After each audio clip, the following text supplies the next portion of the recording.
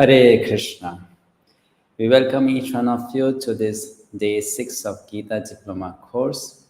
A warm welcome and thank you so much everyone who has joined us live on YouTube and Facebook. Let's begin today's session by chanting the prayers. 𝗟𝗶𝗳𝗏𝗃 𝗃𝗏𝗃𝗀𝗃𝗃 चक्षुरुन्मिलितं तस्मै श्रीगुरवे नमः। Nama Om Vishnupadaya Krishna Prishtaya Bhutale Srimate Bhaktivedanta Swaminiti Namine Namaste Saraswate Deve Gauravani Pracharine Nirvisesha Shunyavadi Paschatya Deshatarine.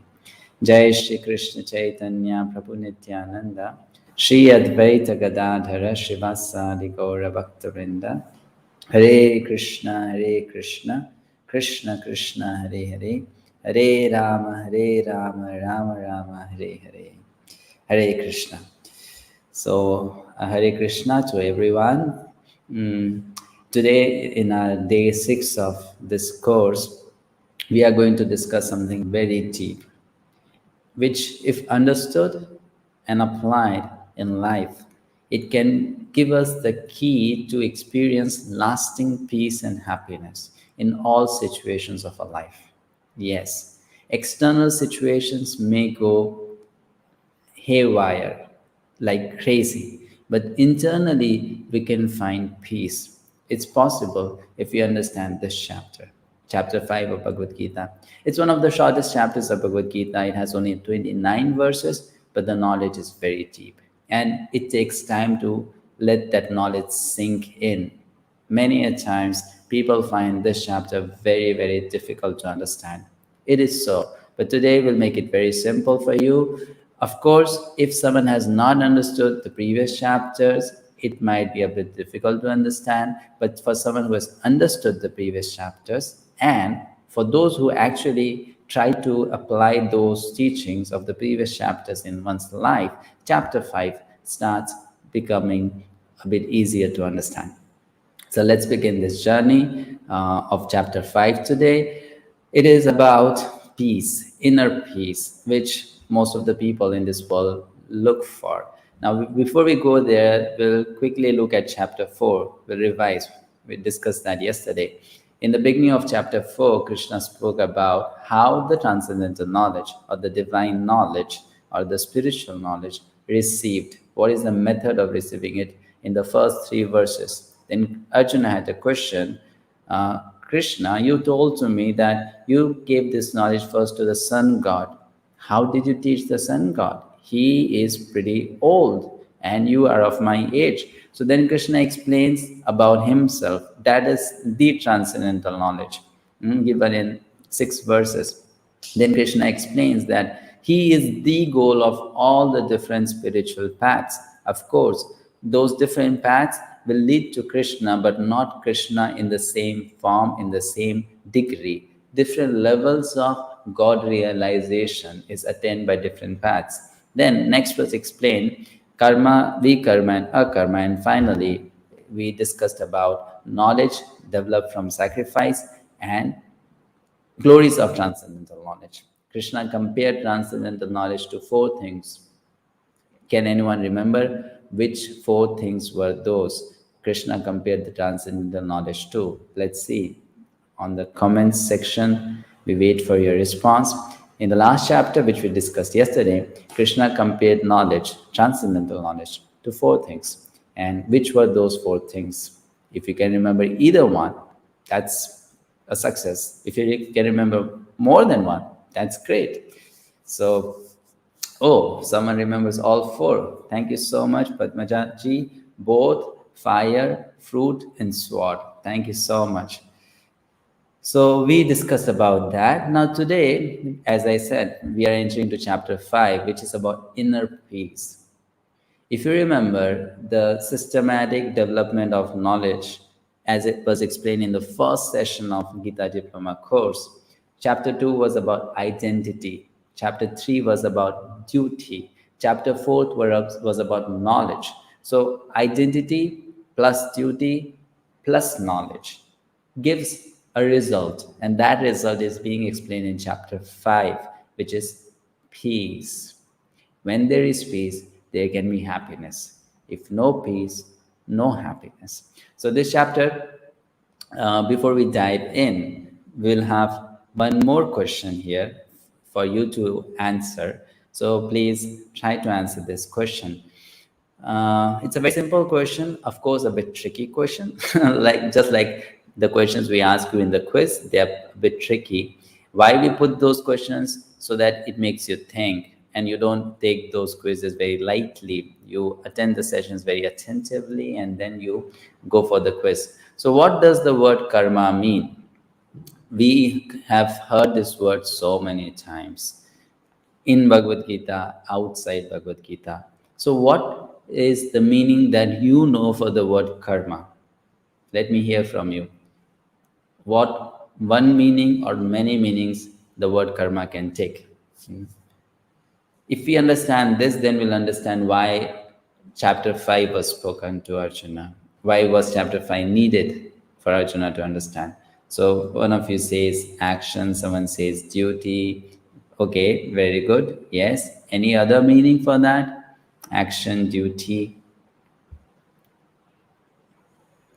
We request all to participate in the live discussion. It makes it very interactive and you will be attentively doing the session. Our actions, okay, work, it can mean work. Fine. So the word karma, yes, action that can be done in 3 ways. All 3 can be considered as karma. Very good. So basically, one thing we can understand, the word karma can have various meanings because it's a Sanskrit word, and in Sanskrit, each word can take many, many meanings. So the word karma can have various meanings, and that's what makes it a bit confusing for Arjuna to understand. How? You see, the word karma means action, as many of you said. The word karma also means duty. The word karma can mean good action, bad action, because both are actions. And the third, the meaning is, which is not much understood or much known, the word karma also means reaction. The word karma phala in Sanskrit, which means the fruit of one's action. I did something and I got something in return. So that thing which I got in return, the reaction, that is also called karma.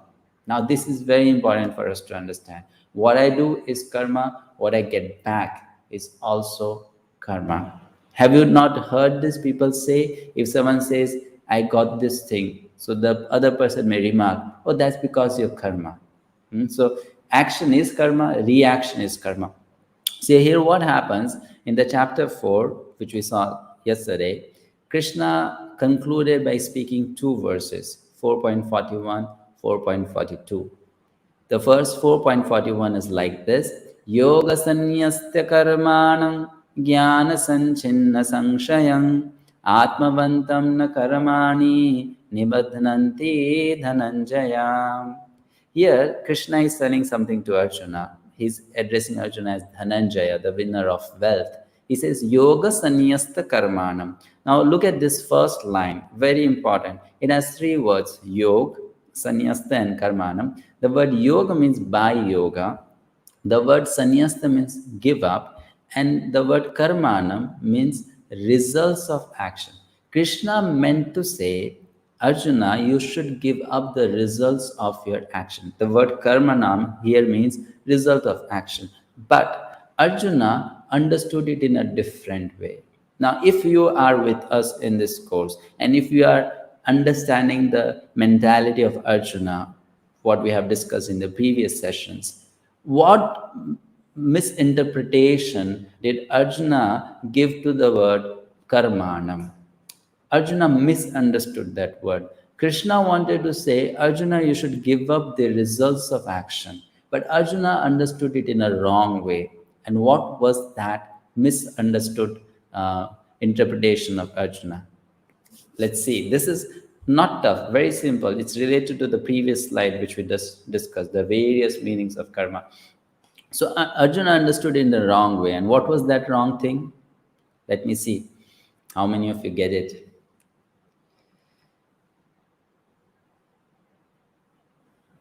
Slow response. Is that a tough question? Give up the, very good, give up the action. Thank you so much. Give up the duty. So Arjuna thought Krishna is telling abandon karma. Yoga, by yoga, sannyasa, give up karma, which means give up action, give up duty. And Arjuna was thinking, hey, wait a second, Krishna, you are telling me now to give up my duty? Just some time ago you told me I should fight. And then, again Krishna says something in 4.42 which literally confuses Arjuna so much. Krishna says to Arjuna, Arjuna, stand up and fight. So now Arjuna is thinking, 4.41 you say don't fight. 4.42 you say fight. So he's in a dilemma. And in order to solve that dilemma, Arjuna puts forth a question in chapter 5. That's the first verse of chapter 5. He needs some clarification. Arjuna is not losing patience on Krishna. That's a very good quality of Arjuna. And we also say Krishna is not losing patience on Arjuna. That's a very good quality for Krishna as well. Both the teacher and student can do a lot for each other if they don't lose patience on one another. That's important. So here Arjuna is saying, Sannyasam karmanam Krishna punaryogam cha shangsasi. First you said take sannyas, and then you say punaryogam. Punaryogam is again you say to fight. 𝗟𝗶𝗵𝗲𝗀𝗃𝗃. I am requesting you, please Krishna, just tell me one thing. 𝗟𝗶𝗵𝗃𝗃. Ekam means one. Just tell me one thing. Tanme bruhi sunishitam.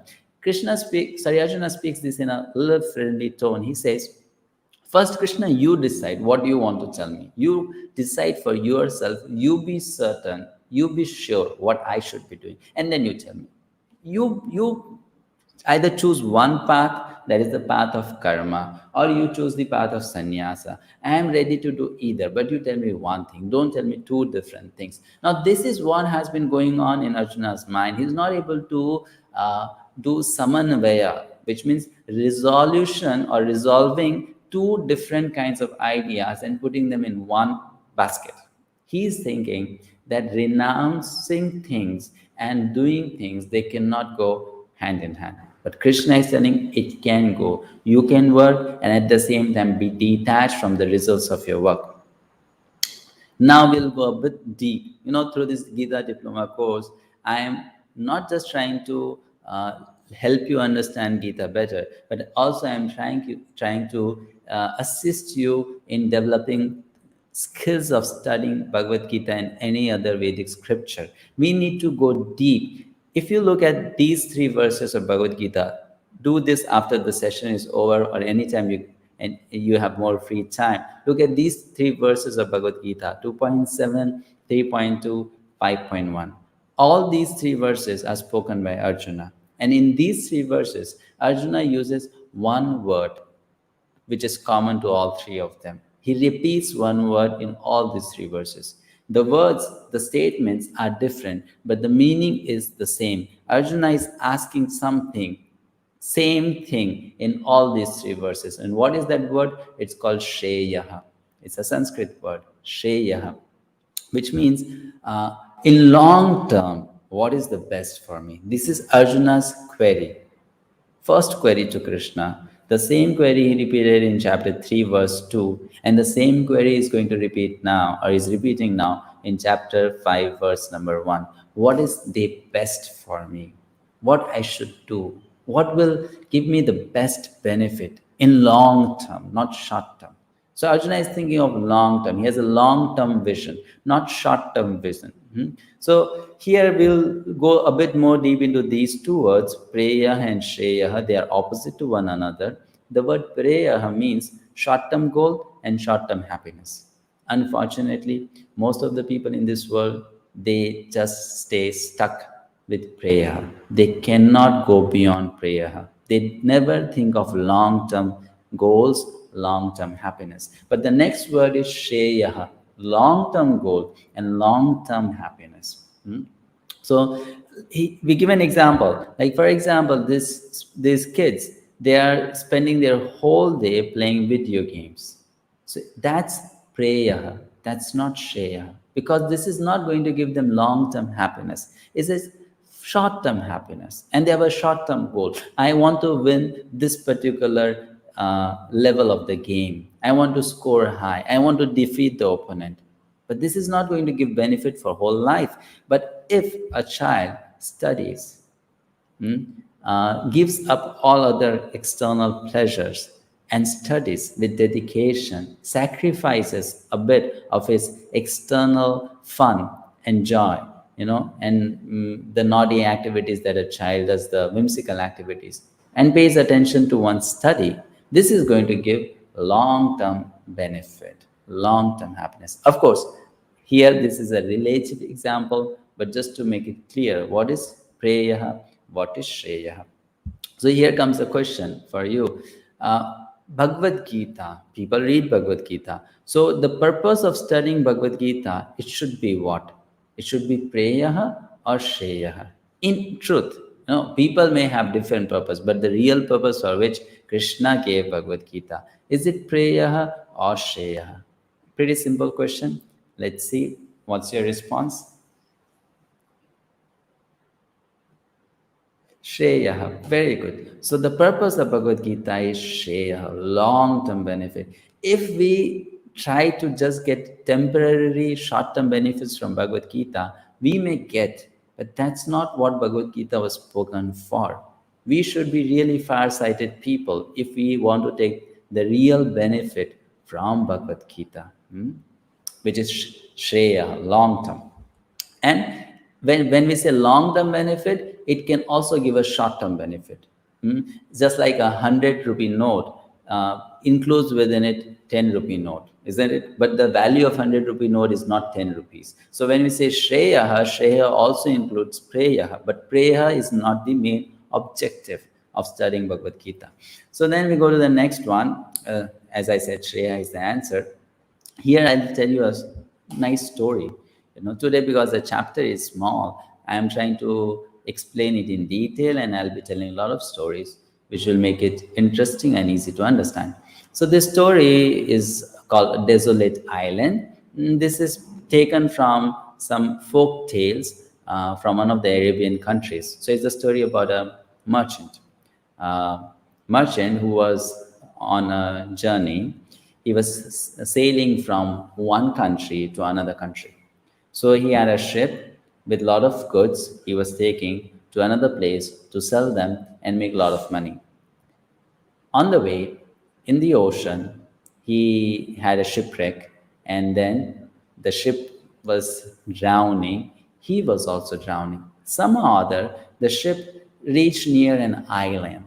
So he managed to swim to the shore of the island. When he reached there, to his utmost surprise, a group of people who looked like tribal people, not at all civilized, they came running towards him. First of all, he was scared, looking at their ghastly features. But then he realized they were not angry. They were not frustrated.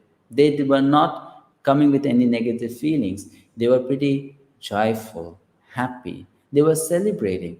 So he became a bit relaxed, and then he could not understand what they spoke. He didn't know their language. They didn't know his language. But they came there, they surrounded him, they lifted him up, put him in a palanquin, and they started walking as if in a procession towards a major area in the center of the island. Now this person understood, whatever is going with me doesn't make sense to me, but it's not bad.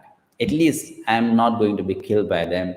They are pretty much respectful to me. So they bring this person to a central arena where there is a very high stage and a throne on it, and they put him on the throne. So because of some little common sense which he had, he understood that they are giving him some high post. So people were bowing down to him. They brought him different palatable dishes. They were fanning him, and they were giving him protection from all sides. There were young girls in his service readily available. So soon he realized that these people are actually treating me as their king. Now, he was a very intelligent person. For some days, he took the benefit of all the luxuries they provided. He enjoyed like anything. But one day he thought, whatever is happening is good, but I don't understand why is it happening. Why are they treating me as a king? Why did they make me as a king? What did I do for them? And they are serving me with so much of sincerity. So he had a minister. Meanwhile, he had learned their language, the way to communicate. So he asked this minister, my dear minister, I have a question to ask. Will you please answer? He said, yes. Why did you make me the king? And before me, was there any other king, or am I the first king for all of you? So then the minister said, my dear king, you are a very intelligent person. No one before asked this question. So the king said, others before me? So you mean to say there were kings before me? And that minister said, yes, yes, of course. So he said, can you please explain in detail what's going on? The minister said, yes, my honor. You see, we have a custom here. Whoever happens to reach this island, a stranger, we make that person a king for the whole island. And we serve that person with our heart and soul. But we don't serve that person lifelong. We make him king just for 5 years. And the king said, what then? Next, what do you do? She said, what you do next is, after that, we take away everything from that person. We take away even his clothes. And in naked situation, he's put in a boat, taken to a desolate island where no one lives. There's no food to eat, nothing. And we'll drop him there and come back. After some time, that person dies from starvation. So the king said, do you do that with every king? The minister said, yes, that's our custom. That's the whole policy. So now this king, he thought, this is going to be happening with me too. What can I do to come out of this situation? So from the next day, he stopped taking benefit of all the luxuries that they were providing to him. He started a new project. And what was the project? I need to solve the problem that's going to come soon to me. So he had a wonderful plan. He told his minister, I want you to do certain things for me. Will you do? The minister said, till the tenure of 5 years, we'll do everything you say. So the king said, okay then, my order is you send 75% of this population to that desolate island. And you let them go there, make roads, start agriculture, make nice house, palatial building, do everything. And when this year is over, my tenure is over, I'm going to go there. So the minister said, my dear king, you are so intelligent. So many came before you, but no one thought like this. You are able to think like this. So you will have a very, very bright future. And because they were loyal servants, they executed the order of the king. And when the tenure was over, the king left that island. He went to the new place, but again, he continued to live happily. What lesson did we get from here? It's a pretty simple lesson, of course. But the question which I'm going to ask you here is, what was the difference between this king and the other kings? There were many differences, but what was the major difference between this king and the other kings that made him survive the danger? It's very much related to what we are discussing now. The whole point. This king is able to think in a different direction. And what is that?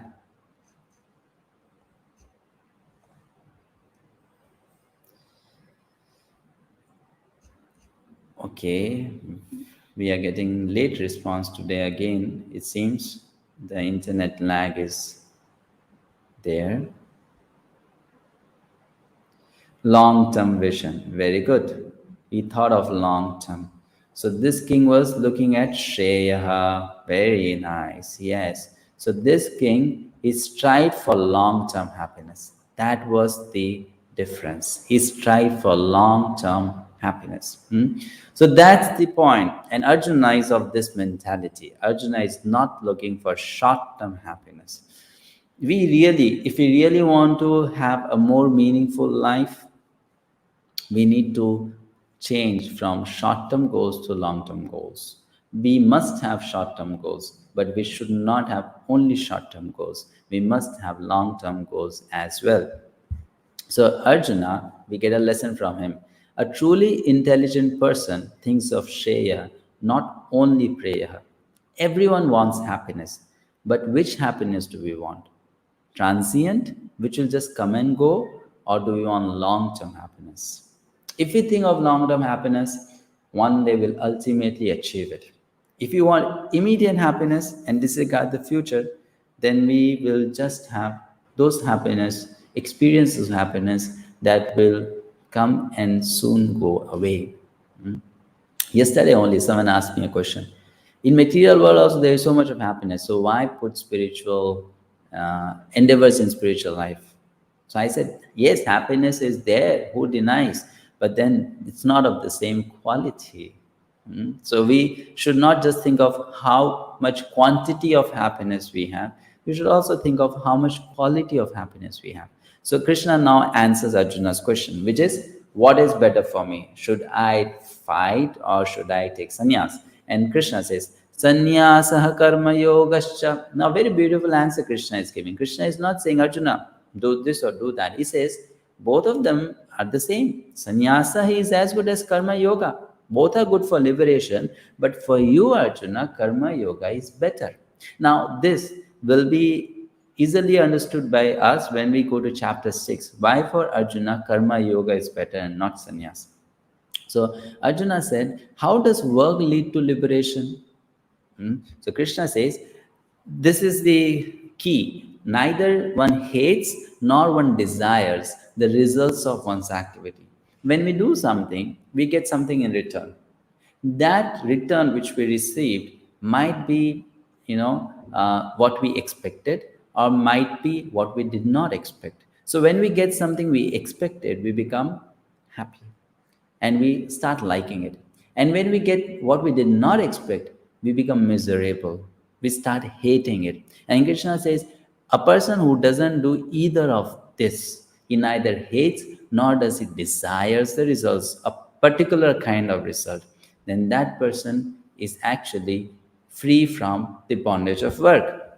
Arjuna, but isn't karma sannyas better? Now what is karma sannyas? Karma sannyas means karma and sannyas. Sannyas from karma. You give up your duties. So Krishna says, both are same, and while working also you can be a sannyasi. You can be a sannyasi while working. You can also be a sannyasi by giving up work. But for you to be a sannyasi while working is better. So now here, Arjuna says, how is that possible? I can work and be a sannyasi. So Krishna says something. He says, instead of taking sannyas of karma, you should take sannyas in karma. Only the difference is the two-letter word of and in. Instead of sannyas of karma, take sannyas in karma, which means don't give up your duties, you give up what? The attachment to the results of your duty. Take sannyas in karma. So Arjuna is thinking about it. It's not so easy to understand. What does it mean? He's thinking. And then Krishna says, give up the results of your work, understanding that anyway, nothing belongs to you. You give up because anyway it doesn't belong to you. So Arjuna says, okay, the result does not belong to me, then even the duty does not belong to me. When you say nothing belongs to me, then it practically means nothing. Nothing means neither my duties belong to me, nor the results of my duty belong to me. And Krishna says, no, Arjuna, please try to understand. And I request all of you to pay attention here. This is something very, very deep. And if you understand it, it can solve so many philosophical misunderstandings which we might be having. Krishna is saying, he's explaining two concepts here. One is we work, we are active, we do our duties. At the same time, we are detached from the results of our work. Arjuna says, Krishna, if I don't do something, what's wrong with that? I mean, I don't want the results, so why should I work? And Krishna here explains something very essential. He says, mere sannyas. Sannyas means give up. Give up. I don't like this, give up. I don't like that, give up. Just give up everything. Just become detached. Detachment from matter cannot make you happy. So some people are of this mentality, this nature. They just want to run away from situations, from their responsibilities, duties, thinking that going away from this will make them happy. Somehow that if I can get rid of those situations which create trouble in my life, I'll become happy. So if life is a table tennis ball, and not table tennis ball, it's a table tennis match or a game, and the ball that comes to us is the problem. We think just by hitting that problem away or sending that problem off, we will be happy. But we don't know that the other player on the other side is much better player than us, and will keep sending the ball to our end. And we'll have to again and again send it away. That won't solve the problem. Krishna is telling just detachment, running away from problems will not make you happy. But karma yoga, attachment to spirit, you need to find out spiritual attachment. That will make you united with the Supreme, and then you'll become happy. So this is the key to real happiness. We don't try to run away from problems. We try to run towards Krishna. This is very important. We don't try to run away from difficulties, challenges, problems. We try to run towards the Supreme God.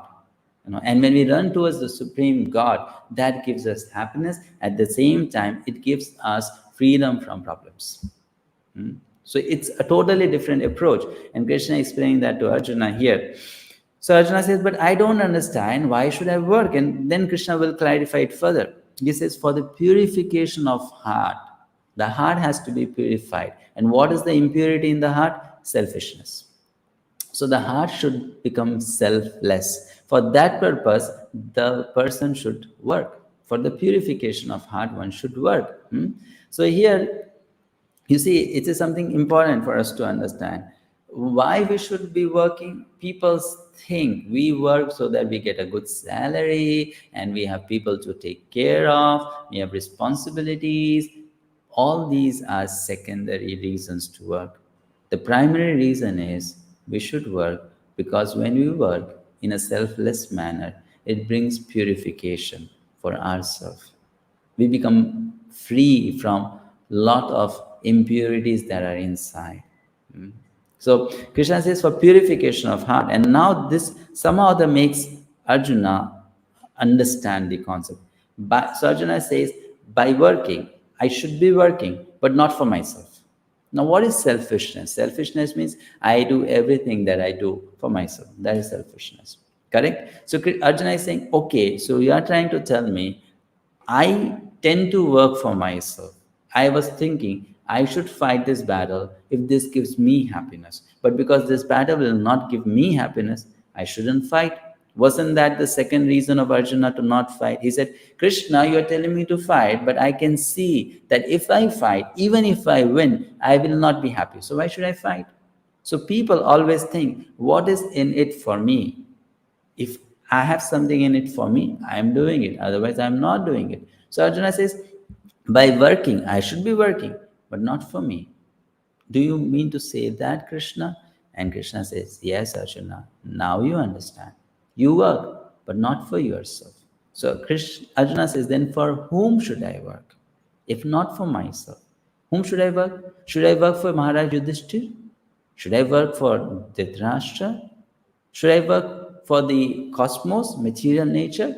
Whom should I work? So here, if you have been with us throughout this journey, what will be Krishna's answer to this? Krishna has given answer to this before. So when Arjuna says here, for whom should I work? And keeping Arjuna away from that position, putting ourselves in that position, for whom anyone should work, if that person wants to make his or her heart pure, selfless, what will be the answer to that question? For whom should we work? We need to work, but for whom? So what is the answer to this question? It's related to yajna, it's related to sacrifice. For Krishna, yes, for the pleasure of God, for Him, for Krishna. That's the whole point. We work for Parameshwara, the Supreme Lord. That is for Krishna. So that is the point which Krishna is trying to explain to Arjuna. This is spiritual life. We work, but we work for God. So then Krishna explains something very beautiful, which I find so inspiring. This verse from chapter 5 of Bhagavad-Gita, verse number 10. Krishna says, Brahmanyadhaya karmani sangam tyaktva karoti yaha lipyate na sapapena padma patram 𝗍𝗶𝗂. He gives a beautiful analogy here of a lotus flower. A lotus flower has many names. It's called Padma, it's called Pankaja. So here Krishna is saying, one who performs his duty without attachment, surrendering the results unto the Supreme Lord, is unaffected by sinful action, is unaffected by the impurities that might be there in that action. As the lotus leaf is untouched by water, whatever we may do, it may bring us misery because we don't do anything perfectly. So if our input is imperfect, how can we expect a perfect output? But if we do it with this idea, let me offer the results wholeheartedly to Krishna, then all the imperfections from that work, impurities are removed, and we won't have a miserable experience after doing that work. It is true, very much true. You can start practicing it. So then Krishna says that person lives a life just like a lotus leaf is untouched by water. Lotus, the beauty of this example is, where is the lotus born? Not always in a very clean lake. Sometimes we see in a very muddy lake a lotus is born. And though the lotus is born there, the muddy water is not able to make the lotus smell bad, because the lotus doesn't touch the water. If a water drop falls on the lotus leaf, it just falls down, drops away, because there is a waxy coat on the lotus leaf. So Krishna is saying, Arjuna, you can become like that. We all can become like that. Problems will be there. The material world will always have problems. There will be so much of dirt, always. It's not a clean place. It will not be a clean place. But though we are in such a dirty place, we can still remain clean. We can still remain unaffected. That's the beauty. We don't have to say no problems. We have to say rise above problems. The problems will be there, will always be there, but the problems will not affect us. That's the whole point. Gita makes us qualified for that. So here Arjuna was thinking this Mahabharata war is a pretty mess. And it was actually, when you hear the description given in Mahabharata, at the end of the battle, what was the scene? So many heads and legs and hands chopped off, and there was basically lakes of blood, and it was so muddy. There was blood, there was sweat, there was elephant's head, horse head, stool, and urine, and the bodies, they are mangled. It was such a horrible scene, a mud of blood. And Arjuna was thinking, in this muddy situation, how can I remain peaceful? How will I experience that serenity? And Krishna is saying, in the Mahabharata war, which is like a mud, Arjuna, I am teaching you to become like a lotus flower, a beautiful lotus flower. If you study Mahabharata, the days of battle, actually it's very gory. Some people may even get afraid and frightened to read that. Mahabharata war was the biggest war. Sometimes it's difficult to calculate how many people died, but actually this figure is given in Mahabharata itself. So I just wanted to check with you all if you know exactly the figure. How many people died in Mahabharata war? This is given in Mahabharata. Yudhishthir himself speaks about it to Dhritarashtra. So let's see if you know that figure. It's a huge figure, much more than the number of deaths that happened in First World War or Second World War, and in any battle that ever happened. We see someone says 68,000. Well, that's a pretty small number.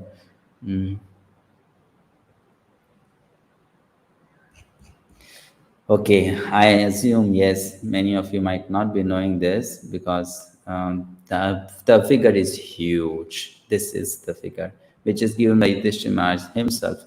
1,066,20,000 people died in Mahabharata. That's 166,20,000 people. Huge number. And then Yudhishthira Maharaj also says something around 24,000 were missing. I mean, they could not locate them, find their dead bodies, or could not identify them. So Mahabharata was actually the greatest war of all times, and it was pretty muddy there. Likewise, in our life also, our workplace may be like the mud. Sometimes the family in which we are born, or the in-laws, that whole experience may be like mud. Our own mind might be like mud, right? So the whole external experience might be like mud, but we can become like a lotus flower. That's what Bhagavad-Gita teaches us, or it can actually transform us like that. So here we have a beautiful lesson from lotus. The lotus and its leaf, though in the mud, stay unaffected by the mud.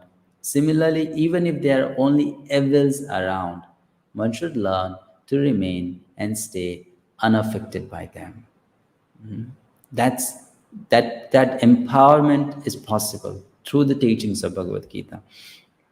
So then Arjuna here further to help us understand explains, attachment, you mean to say, Krishna, attachment, not action, causes bondage? I should not give up action, but I should give up attachment. Krishna says yes. Karma plus attachment is bondage or bandhan.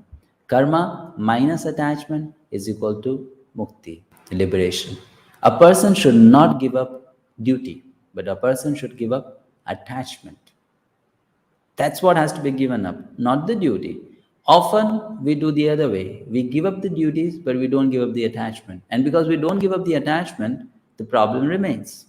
So what we need to learn is to give up the attachment, not the duty. So Arjuna now says he is so intelligent. I love Arjuna's nature because he is so curious and eager to learn. He is making Bhagavad-Gita so simple for us actually. He's helping us. His questions are so systematic, How to become detached? Arjuna is asking, how to become detached, okay? So Krishna now has explained this to Arjuna in different ways, but here he's going to explain something a bit philosophical, but it's important actually. If you understand it, it really helps us to become little detached. He explains the concept of doership. Doer means karta, someone who does.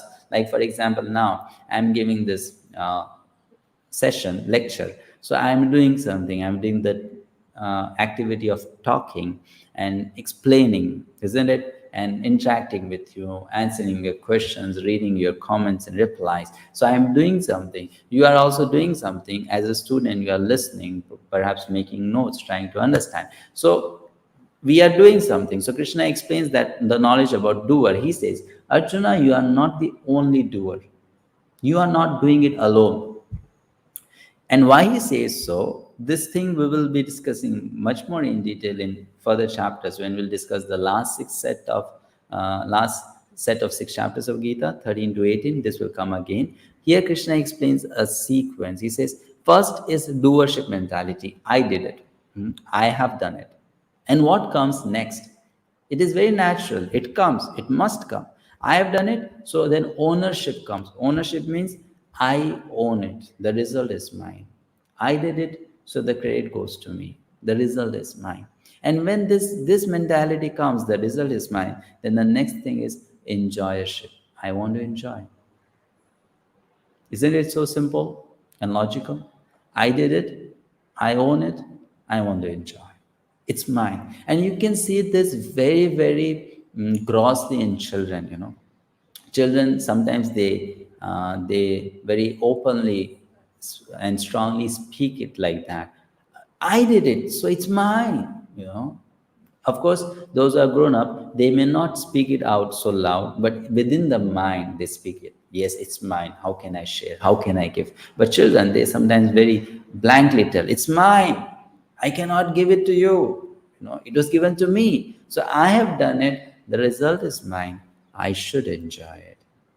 I had seen small children. So, I mean, just few months ago, this was my experience that someone gave us 100 rupee note to a child, and then the child gave it to the mother and said, you know, it's mine, you remember, okay? You don't spend it, it's mine. So we have that strong mentality of owning things, and then because it's mine, we want to enjoy it the way we want. So Krishna says, you think you are the doer, Arjuna, and that's why you think the result is yours, and that's why you think you are going to enjoy the result. So you don't think that you are the only doer. And it's pretty true. I have not done it alone. Krishna will explain it in detail now. Then he explained there are three doers, Arjuna. Try to understand. Three, you see, figures are involved. Three personalities are involved in an action. There are much more features we'll study in chapter 18, but three prominently. One is the soul, that's me. Another is the super soul, the Supreme Lord. And the third is the material nature. Me, the Lord, and the nature. Now, any action that happens, it happens because of these three being involved in it. How? I'll give an example later. First, let's try to understand what each one of them do. So the soul has a particular role to play. That's me. What is the role? The soul desires. I want this. I want to do this. That's the soul's part to play. The soul desires. Then the super soul sanctions, gives permission. If the Lord does not give permission, nothing can be done. Not possible. If the Lord doesn't give permission, as it says, not even a blade of grass can move without the will of the Lord. So he has the supreme power, the highest power. If he doesn't permit, if he doesn't allow, nothing can happen. So the living entity desires, the super soul permits, and the nature arranges or makes it possible. And isn't it so simple to understand? You see, like here again, taking my example, let's say I want to do this Gita Diploma course and share this knowledge with those who are participating. But if the Lord doesn't sanction it, if he doesn't give me the capacities to speak, how can I do it? I cannot do it. And the third thing, if the material nature does not assist me, when I say material nature, it means my body, which I am using now. I am not the body, I am spirit, soul, right? From Bhagavad-Gita, we know that. So if I don't have this body, this tool, how will I do these things which I am doing? And then apart from that, I need so much of support from the material nature. I need electricity, I need a place from where I can do this, isn't it? So this is a room, which is a product of material nature. Then I need these electronic gadgets, I need light, I need so many things, which has been arranged by material nature. So these three factors are involved in an action, but because of our foolishness, we think, I did it alone. It's just because of me. It's not because of me. I have a small role to play. That is, I want to do, but I need help. I need help from God's energy, and I need permission from God. Just like a small child. When that small child wants to buy a chocolate, that money to buy comes from the father. And sometimes the father will send a servant along with the child. That he is a small boy, so it's not safe to walk on the road and cross the road. So you please take this boy to the shop, let him buy whichever chocolate he likes and come back. Now when the boy buys the chocolate, though the money has come from the father, though the servant of the father assisted him to buy the chocolate, the child will say, it's my chocolate. The child forgets. Without father's sanction, without father's support, the boy could not have walked to the shop, bought the chocolate. Not possible. So here, if we understand this, automatically we will develop a sense of detachment, that not really, it's mine. It's in my care. It's been given to me for some time, but then it will be taken away also when the time comes, right? So here we'll tell you some real life incident. Before that, identify this personality, if you know him, quite popular. I mean, he left his body 7-8 years ago. I think in 2014 he left his body. So he was a world figure, and some of you might know. So who is this person? We can learn something very striking from his life, from his experience. Muhammad Ali, very good, thank you so much. So he's Muhammad Ali, a famous boxing champion. And Muhammad Ali said something which is very, in one sense, full of ignorance. He said once, I am the greatest. And then not only he said that, he said, I said that even before I knew I was. So he said, I am the greatest, and I said that, I proclaimed that even before I knew I was. So he was very boastful during the days of having such success. So he would say, I am the greatest, Ali is the greatest. Now, what happened to him later on? Let's look at his life. When he became a little old, he had a brain damage. 26% of his speech was not proper. So there was speech slurring, which means he could not speak properly. He could not speak fluently. The words did not come out clearly, and he lost his ability to even speak properly. So speech slurring, 26%. Brain damage, and then Parkinson's disease for 30 years. What is Parkinson's disease? You basically lose control over your limbs, so he could not lift even his hand. Now that person who was a boxing champion, he struggled to lift his hand. He struggled to drink a cup of tea. He struggled to lift the awards that he received. Once he was asked to, I think in some sports, or maybe it was Olympics, he was asked to light the flame, and he struggled to lift that torch flame. He struggled to hold scissors to go for an inauguration ceremony and cut the ribbon. He struggled. And then later on, when it was asked, Mr. Ali, once you said, you are the greatest, what do you have got to say now? He said, of course, he was a very intelligent person, so he realized later on that he was not at all the greatest. So he said, yes, I am still the greatest. But you know what? I am the greatest fool. Because I was thinking, whatever I'm doing it all alone. But now I realized I was doing it because I got the power from God, and now God has taken away that power from me. So this is very sobering for any sane person to understand that we depend so much on other factors for doing even the smallest thing. And in that way, we can become a bit detached. So lesson is, only in ignorance does a person begin to believe that whatever good has happened has so happened because of him or her. And that is why he or she alone has the complete right over whatever result that has been achieved. Only in ignorance, only when we are actually fools, then we think like that. So now Arjuna says, okay, this makes so much of sense, but then we all want to be happy, and we seek that happiness quite naturally. Even soul, if I understand it properly, is made up of happiness. So what's wrong with happiness?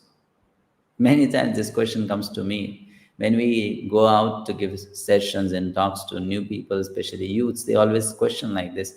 Spiritual life is like running away from happiness, but life is all about happiness. So why you people run away from happiness? And people sometimes get scared. If I become spiritual, then perhaps I'll become miserable. My life will be full of misery, struggles and sufferings. I won't be able to stay happy, live happily. So Arjuna is saying, is it so that we should run away from happiness? So we seek happiness. That's what I think. And it's true, if we give up doership mentality, how will we enjoy? That's what Arjuna is trying to say. I mean, I do because I get results. And if I get results, I get happy. So if I give up doership mentality, how will I be happy? And people, they think about happiness so much. Stats prove so. We know it ourselves. I did a search in Amazon in Kindle books, the books which come in Kindle category, ebook category. And interestingly, just when you say the word happiness there, you search for it, you can try it yourself, you get over 50,000 results. So there are over 50,000 books which talk about happiness, and these are in e-format. What to speak of books which are in printed format? Must be much greater number than this. So many people are talking about happiness, writing about happiness, planning for happiness, isn't it? A wide plethora of content available on how to be happy. Aristotle, he rightly said, happiness is the meaning and the purpose of life, the whole aim and end of human existence. So there's nothing wrong with happiness, I believe. But what is happiness? What is that experience? Different people may have different definition to happiness. God has also a definition to happiness. So let's look at some examples. Now this boy goes to a market and a mall, and he's in a fruit corner. So he picks up an apple, will put in the basket, and he's pretty happy, it seems so, thinking that this apple will make him or the person who eats that apple happy. This baby, lost in its world, is seemingly happy, smiling, maybe seeing good dreams. Next, this girl has a gift. Someone gave her a bike, and she's on the first ride. She seems to be happy that I'll enjoy the ride. I look at the scene, it will be so nice. This whole family is seeing their team, favorite soccer team, win the game, and they're enjoying it. This person has his debut performance today on the stage. He's the lead singer, the guitarist, and thousands of people have come to see him. He is looking for happiness there. This person, frustrated from city life, has chosen to go to a hilltop with some of his friends, doing meditation with the rising sun, and thinking that this will give him happiness. This person is just happy eating that small tomato. This person is happy breathing fresh air, which is difficult to get in big cities nowadays, full of pollution.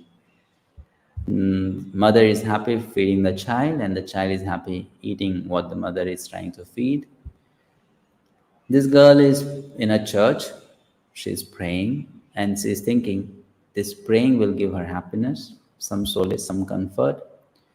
He likes to feed people. He's a chef. He likes to cook different dishes, serve the people, feed them nicely, make them happy, and this gives him happiness. Here we have a bunch of devotees who practice bhakti yoga, and they have come together to chant the names of God, and you can see all of them are smiling, so they must be experiencing some happiness. 𝗟𝗶𝗵𝗲 Das, famous person, giving life lessons to millions, and it seems that teaching others how to live life well makes him happy. That's why he does so. Here we have a bunch of crazy people who are drunk, and then they are just having some fun, and they think drinking and spending time like this will make you happy. He has made his country win in the cricket match, perhaps the final match or whatever it is, and he's celebrating. He looks like pretty happy. And she's just happy, sleeping on currency notes, that I have so much of money. So what is happiness? Is this all happiness? People want happiness, isn't it? People, they do whatever they do it for happiness. Maybe spiritual happiness, maybe material happiness, short-term happiness, long-term happiness. But here we have a question. If you want to be happy, and if you want to know how to be happy, who can tell us how to be happy? We may have our ideas that this will make me happy, that will make me happy. But if we want to be happy, and we want to know how to be happy, who is the best person who can tell us how to be happy? Let's see what answer we receive from you for this.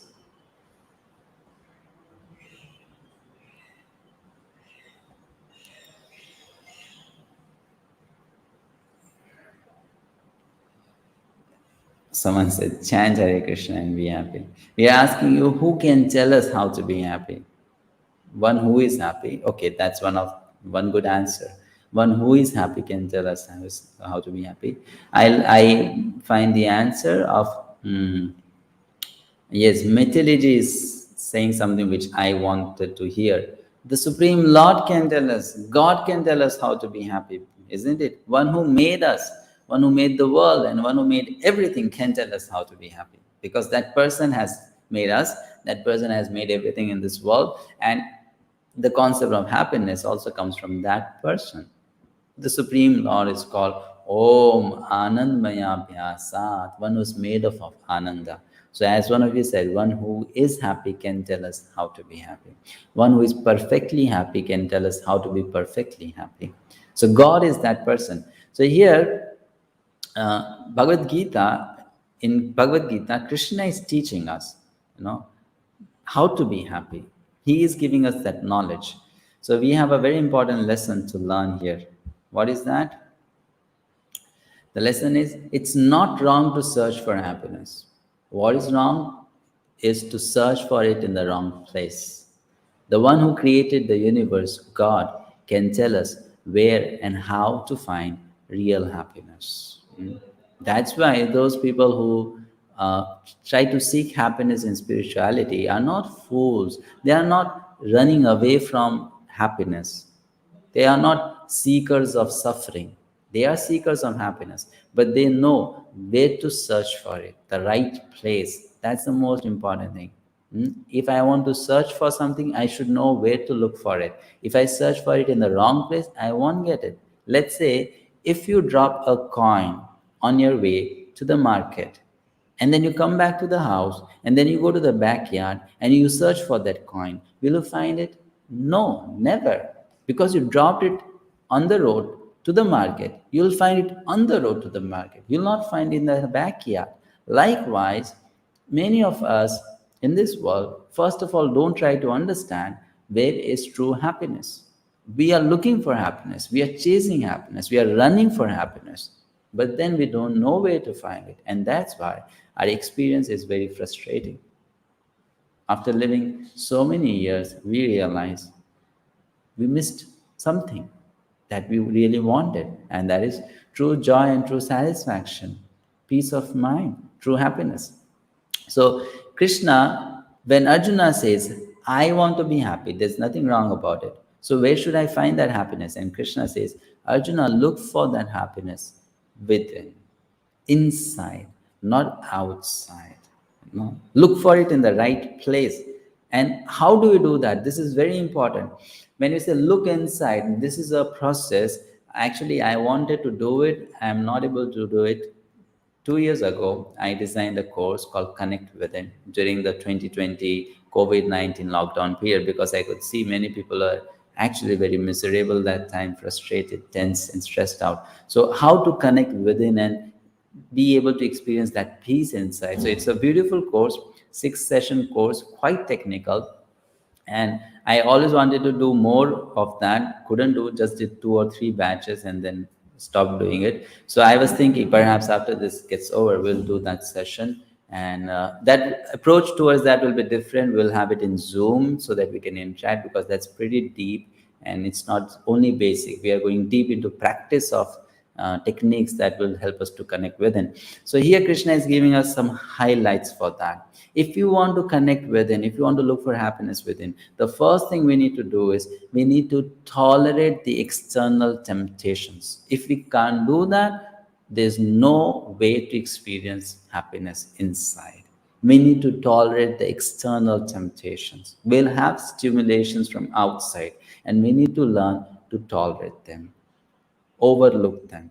Second, then what you do, once you are able to tolerate that, you redirect that tendency to seek happiness, that joy, that satisfaction inside, from matter towards spirit.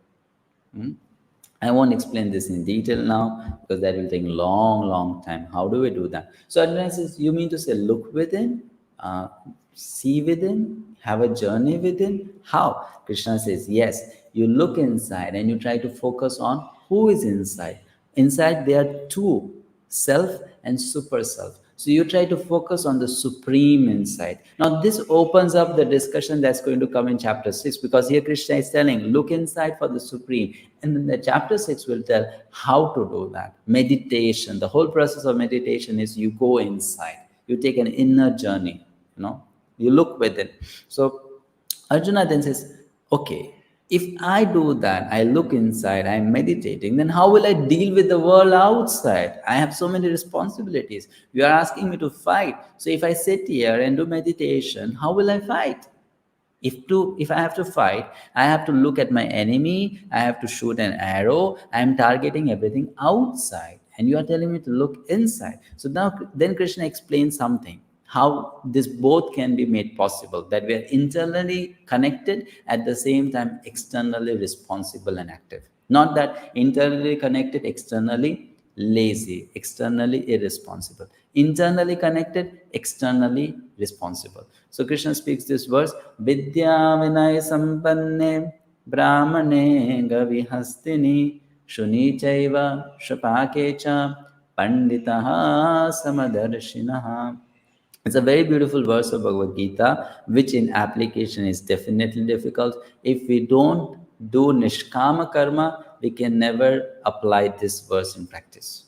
If we do sakam karma, then chapter 5 will never make sense to us, because chapter 5 is the result of 3 and 4.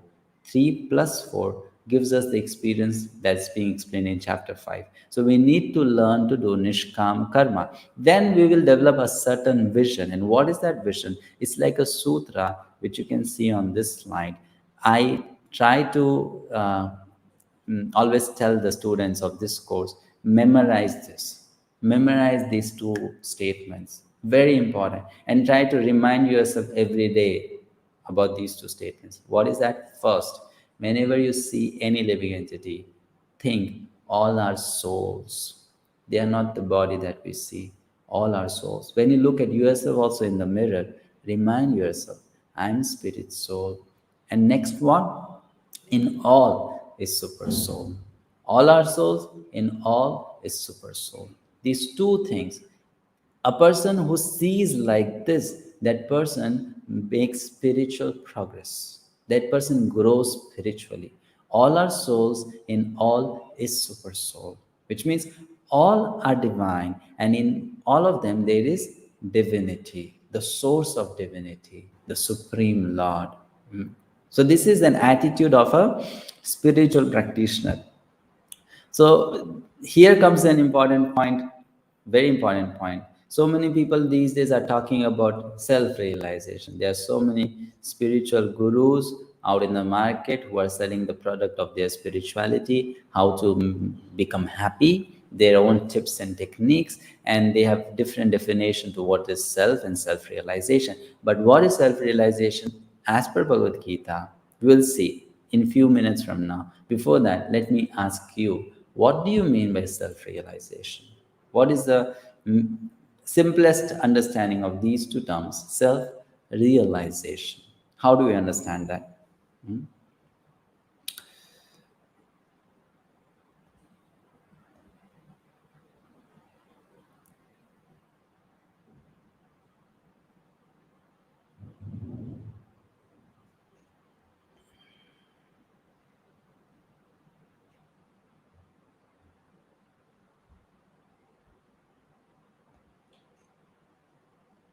Okay, I'm not the body.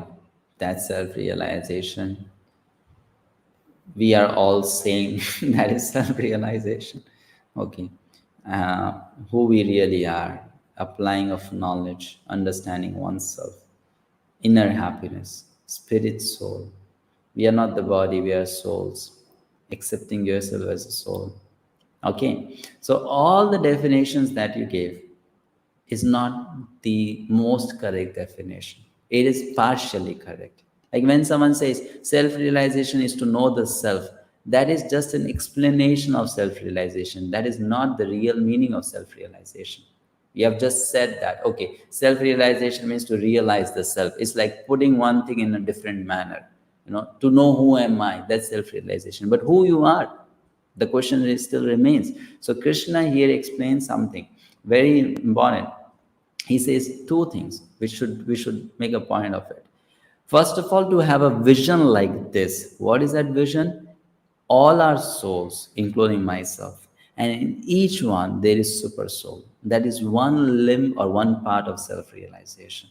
Then I'll be called a self-realized person if I'm able to see like this. Not that if I know my nature is to be a doctor, and if I know I'm a doctor, this is self-realization. You are not a doctor. You are a doctor for a certain number of years. After that, you will not be a doctor. Before that, you are not a doctor.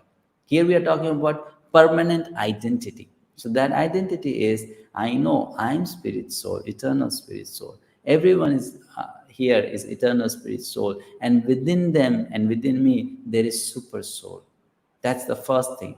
First, the vision. And the second thing, which is again very important, one experiences happiness inside. That is a part of self-realization.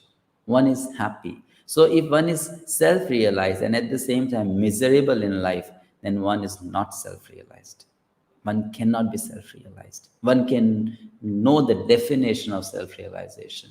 But to be self-realized means one is happy inside, satisfied inside. There is flow of happiness in the heart, and that person is diving in that happiness. And second, the person is able to see oneself, see others as spirit souls, and is able to see the super soul in every living entity.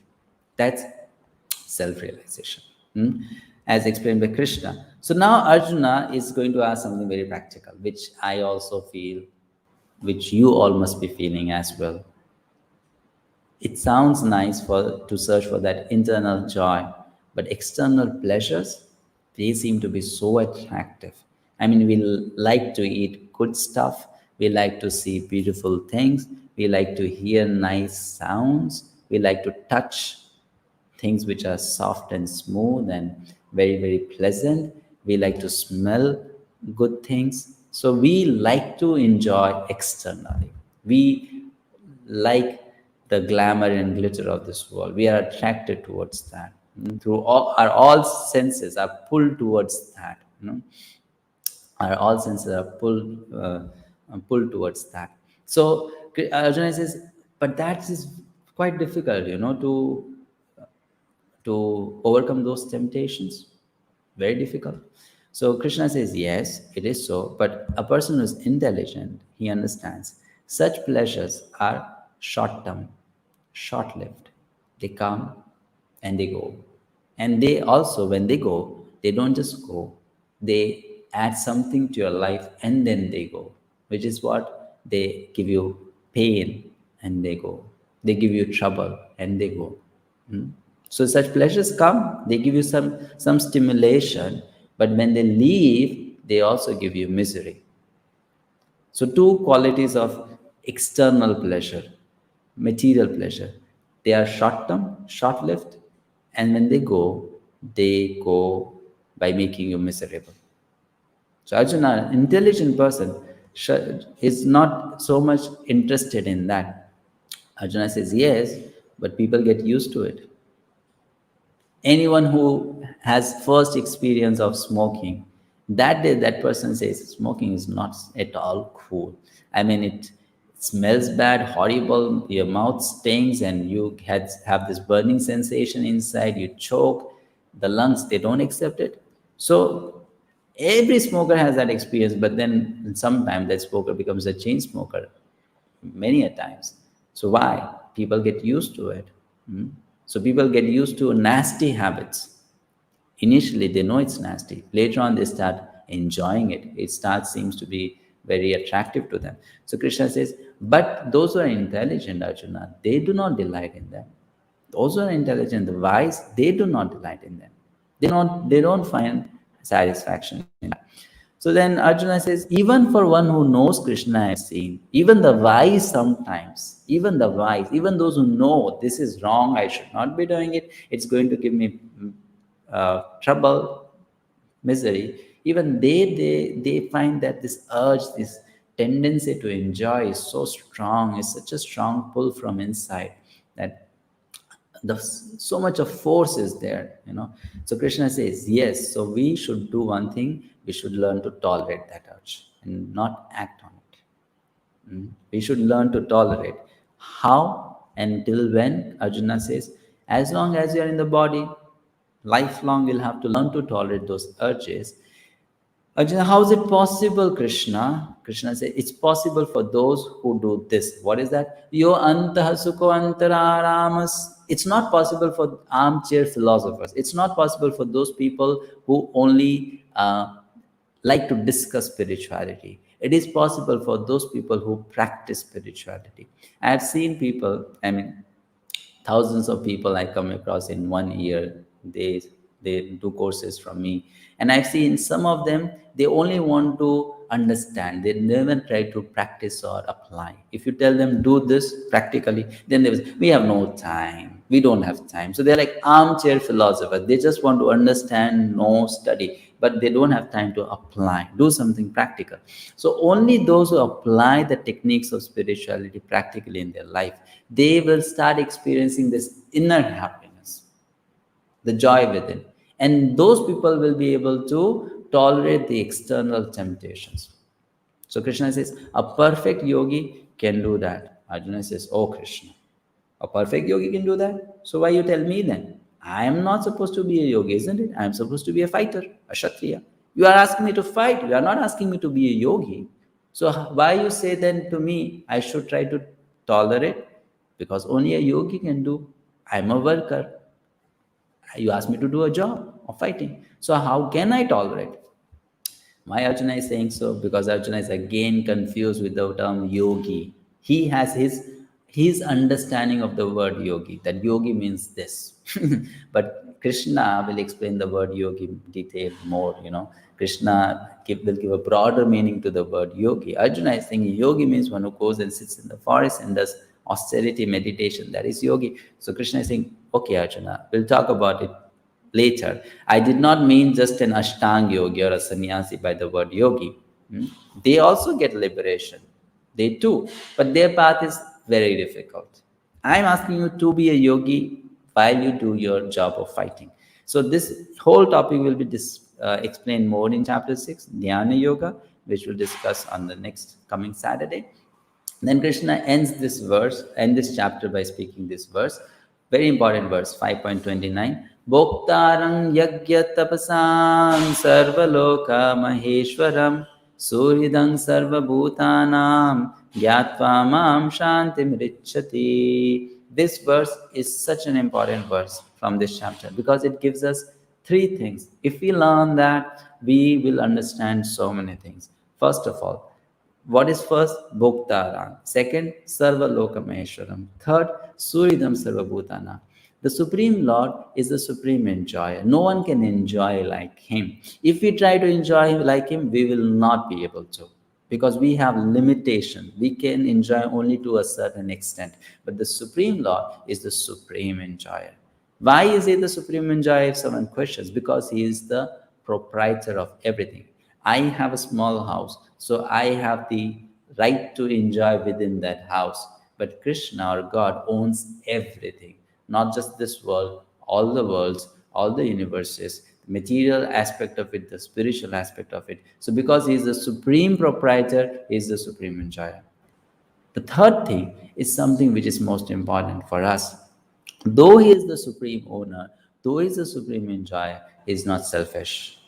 He is not mean. He is not only self-centered. He likes to share. He likes to share that happiness. He likes to give that happiness to others. He is best friend of each and every living entity, which means if He is happy, and of course He is happy, He tries to make everyone happy who act like a friend to Him. Even if they don't act like a friend to him, he still tries to make them happy. But those who act like a friend to him, they experience more happiness. So he shares his happiness, his joy, limitless joy. And a person who experiences that joy, that person experiences complete happiness. So this chapter aims at that. You understand these three things, then we'll experience what? Shantim, true peace, because we are in friendship with the Supreme Lord. Let me end this with a story, which I like so much. The story is about a girl. Her name was Nancy. She was flying, and there was a gentleman sitting next to her. She was sitting by the window, as you can see in the picture. So she was quite a pleasant girl and very soft and sober, calm, composed. And the gentleman was quite amazed by her good qualities. So then, during the flight, there was some turbulence. The flight was going through a cloud, and the flight was shaking. The lights started blinking, sometimes going off, on. People became scared. They got frightened. The air hostess started making an announcement, don't panic, everything is all right. And when you say don't panic, people start getting panicked. So people were screaming, what will happen? Will he die? Will we survive? Oh God, please save us. Everyone in so much of anxiety. They were praying, they were screaming, they were holding on to one another. Some were even crying. And this girl was so sober and calm. After some time, everything was normal. So this gentleman, he looked at this girl and said, Nancy, I am awestruck. I want to ask you a question. Will you please answer? And Nancy said, sure. He said, how could you be so calm? You were not at all affected. Everyone here who is so much more elderly to you, experienced in life, who have seen just kind of situations so much more than you. You are just a small child and you didn't scream at all. What to speak of screaming? I didn't see even a line of fear on your face. Why? The girl said, Mister, you know something? The pilot of this flight is my father. And you know what? My father loves me, and I trust him that he knows I'm in this flight. He's going to protect me for sure. I have that faith, and that faith gives me the strength to remain calm and composed in this turbulent situation. The man admired that answer. Now, this story is definitely an imaginative story. But here we have a lesson. Her father is not the supreme. He doesn't have full control over the flight. She has faith on the Father, that's good. But Krishna, our God, is the Supreme Father, and He has our best interest always in mind. So when we understand that He is our best friend, we develop that fearlessness. People have developed that fearlessness. And then that fearlessness gives us inner peace.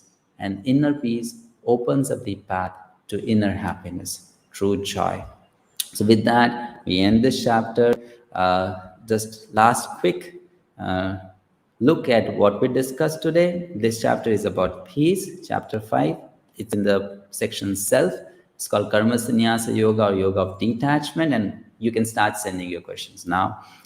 We will try to answer them. 5 takeaway lessons. First, trust. Please, any relationship, if it is important for you, have trust. Trust is the key to patience. Arjuna is asking the same question to Krishna again and again, and he's not losing patience on Krishna. He's not saying, Krishna, why are you playing game with me? I mean, we are on a battlefield. I asked you this question in 2.7. I asked you again in 3.2, and you are not making it clear for me. I have to ask you again in 5.1. Don't waste my time. Arjuna is very patient. Krishna, can you please explain again? Can you please explain? I'm not able to understand. Why he has patience? Because he has trust on Krishna, that Krishna is his well-wisher. In any relationship, if we have trust, we'll be patient with people. When we lose trust, then we'll lose patience. And we start thinking, perhaps this person he doesn't want good for us. He doesn't desire good for us. And we then that moment break up from that relationship. So trust is the key to patience. Second, win over false pride. This chapter taught us we are not the doer. That doesn't mean we become irresponsible. It only means let's not become bogged up thinking, I did it. And we become proud, and that success or pride gets to our head. So we should try to be humble, that even if we have done good things, we have done it by the permission of God, with the help of the energy of the Supreme Lord. We didn't do it alone. Then the next one, resist the temptation. It's important. We must resist our temptations. We all have our weaknesses, and we fall victim to external temptations. So we should be able to resist that. Next, storm outside, peace inside. Bhagavad-Gita teaches that. It's not necessarily true. If there is peace outside, we'll be peaceful inside. Sometimes people think so. Let me make my life externally very nice, and then I'll be happy inside. But we often see life is very good, nice outside, but externally people are full of storms. So inside we have to become peaceful. Storms may exist outside, will exist outside. So Bhagavad Gita is all about that. Let there be storms outside, but we can experience peace inside by following the teachings given here. And then let's begin this journey if we have not. We have taken so many journeys. We might have even gone across the seas to different continents. But instead of doing so much of journey outside, being a traveler who likes to go to new places outside, let's begin the journey inside. It doesn't cost so much. You don't have to buy a flight ticket, a train ticket, or on board a ship to go there. You just have to become a little serious about life and make your life more meaningful and joyful inside. Have that purpose. So take that journey within, be introspective, and try to understand the meaning of what is life, why you have come here to this world, what you should be doing. That will make your life more valuable, meaningful, and also it will make it more meaningful for the people around you. So let's begin that journey inside, not just the journey outside. So this chapter, a quick look, final. Arjuna's question was sannyas or karma yoga. Krishna said karma yoga is as good as sannyas but easier. Second, how nishkam karma yoga should be done, Krishna explained that. Knowledge of three doers was given by Krishna, and liberation through meditation on super soul, supreme bliss, and inner peace. So now I'll take few questions. I'm sorry, I only take those questions which are appropriate. If the question is not related to this discussion which we had today, I won't answer them. So let me see if you have asked a good question or an appropriate question. I'll try to see that. I'll take that.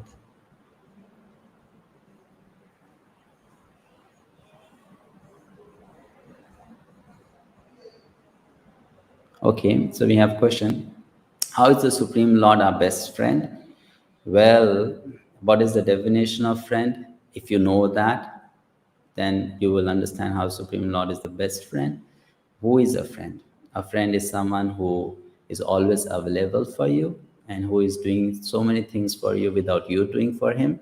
That's the best friend, and Krishna is doing that. What have we done for God? Have we done something? But God is doing so much for us. He's giving us everything practically. The life that we are living is given to us by God. The body we have, that's given by God. The food we eat, it's given by God. The air we breathe is given by God. Is that a small thing? Is that little? So if you think properly, everything that we have practically, our parents, our friends, our relatives, our abilities, our resources, everything that we have has been given by God to us.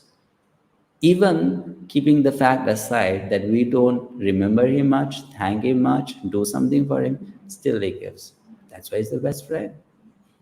Of course, if your definition of best friend is you ask him anything and then he gives it to you, and that's how you define best friend, then please forget it. That's not the definition of best friend. Best friend means who knows better than you what you need and who strives for that. That's best friend. So Krishna is the best friend. God is the best friend. Not just for you, not just for me, for everyone. Because he has our best interest in his mind, and he's always striving for that, and he's always doing that. And when we have a little grateful heart, we will also feel that and appreciate that and work towards that. Okay, so we'll end here. And okay, we have another question. Does chanting Mahamantra creates wax coating like lotus on our soul to be not affected by distress within? Yes, Manishka ji. When we chant Hare Krishna, then we become like a lotus in the mud. We can become like that because it helps us to become purified of the impurities inside. There is a verse describing the effect or the benefit of chanting. Cetodarpanamarjanam bhavamahadavagninirvapanam. Cetodarpanamarjanam. Our mind is very dirty, full of impurities. And when we chant God's names in the right attitude, it removes all that dirt. It removes the dust. And then when the mind becomes free from that dust, then we become like that lotus.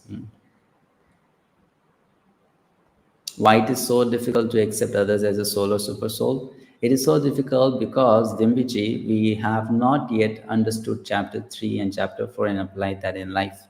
Until and unless we work in the attitude of nishkam karma, we start doing things in a more selfless manner. Soul realization, super soul realization is a far goal. There are steps towards God realization, and we have to take those steps. We can't be on 10th step without taking the first, second, third, and the 9th step. We have to follow the steps. Some people, they just want to jump to the 10th step and 100th step. Like when I take some sessions, on the first day, people ask, "How can I meet God?"